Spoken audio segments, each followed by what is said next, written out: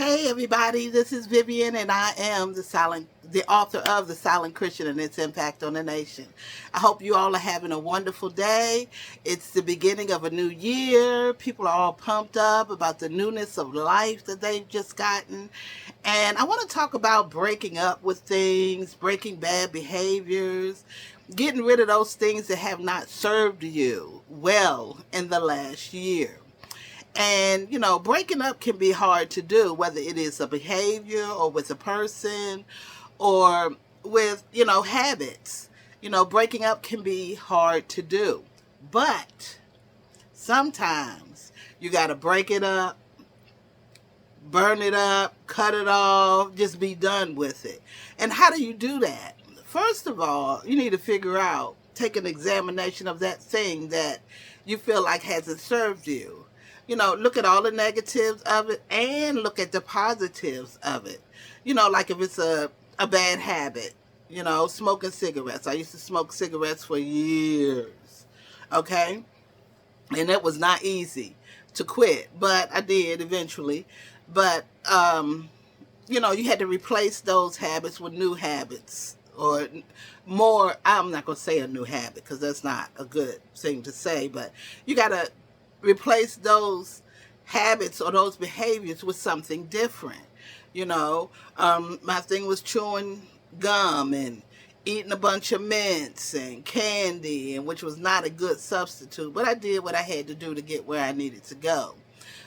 Some people's behaviors might be something that they don't want to take into the new year. Maybe you're one of those people who like to fly off the handle, or you will bomb somebody out at the drop of a hat. Maybe you'll change that behavior into saying, I love you, or God bless you, or have a nice day. Maybe it's food. Maybe you want to start on a healthy eating kick. And instead of sweets, you might want to have some watermelon and some strawberries or some blueberries, oranges, apples. There's so much fruit out there. Stuff that I have never even heard of and that looks weird. But hey, go on a tasting journey and you'll discover there's probably a whole lot of stuff out there that can satisfy your sweet craving. Whatever it is, whether it be sweets, bad behaviors, bad habits, or people. Maybe you're dating someone or you're with someone who is not giving you the things that you feel that, you deserve. Or maybe they're not living up to the place that you want them to live up to, or it's not serving you, because relationships is a little funny, and that's something probably I can't categorize in this particular segment. But sometimes, even with people, I saw a movie once where they listed all the good things and they listed all the bad things, and bam, you take a look at the list and see if this is going to work for you. If it is, hey, figure out ways to improve it. If it's not, hey, it might be time to go a different road. Nevertheless, coming into a new year, coming into a new time, sometimes we have to leave some old things behind. And my son has this tradition. They burn Christmas trees on New Year's Eve. And a part of that tradition is, we write down things that we want to leave in that year and not carry over into the next year. So when I say you can ball it up, beat it up, break it up, and burn it, and say, I'm just not going to deal with that this year. I'm not going to be doing this behavior this year. I'm just leaving that in the previous year. And then we all watch it all go up in flames. But how do you do that? First, you have to examine it. Why are you doing what you're doing? Why are you refusing to let go of this thing that's weighing you down in your future? Examine that and examine it thoroughly and truthfully. Me, I'm an advocate for writing everything down. And then what's going to happen if you get rid of that behavior, that habit, that person? How is your life going to be impacted on, if you decide to remove that from your life? Is your life going to be better? Is it going to be worse? Is it going to be worse for a little while and then it's going to be real good later on? You have to examine all of those things. And like I say, my grandmother always said you have to be true to yourself. And lastly, what's the long-term impact of what you're about to do? Of course, as if it's a bad habit that is destroying your health, you'll be a healthier person. You know, if changing your eating habits, adding an exercise regimen, you'll be healthier, you'll be stronger, you'll feel better. You might hurt initially because quitting smoking initially I thought was bad.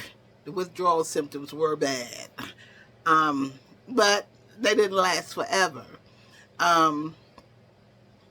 You know, are you going to be far more advanced if you stay in certain relationships? Are they going to work out good for you? You know, sometimes we get in relationships with people and a relationship takes you away from where you're trying to go.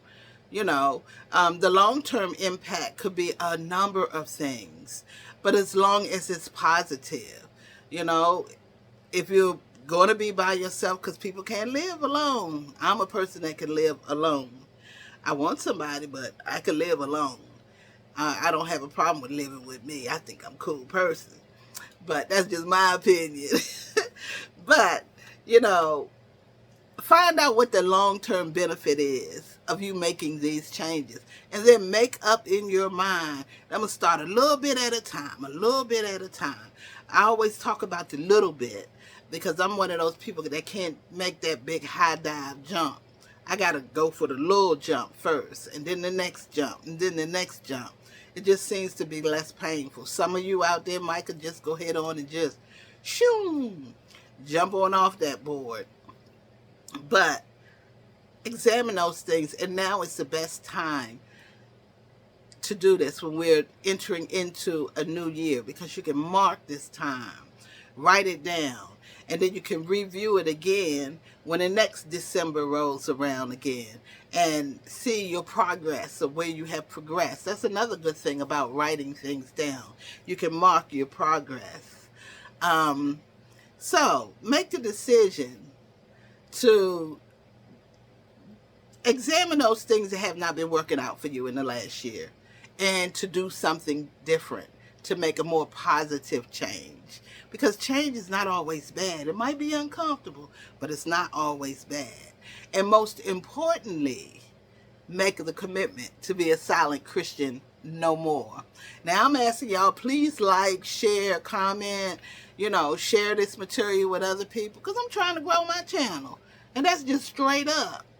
But anyway, I love talking to you. You all have a great day, an awesome beginning to this new year, and make the commitment to be a silent Christian no more.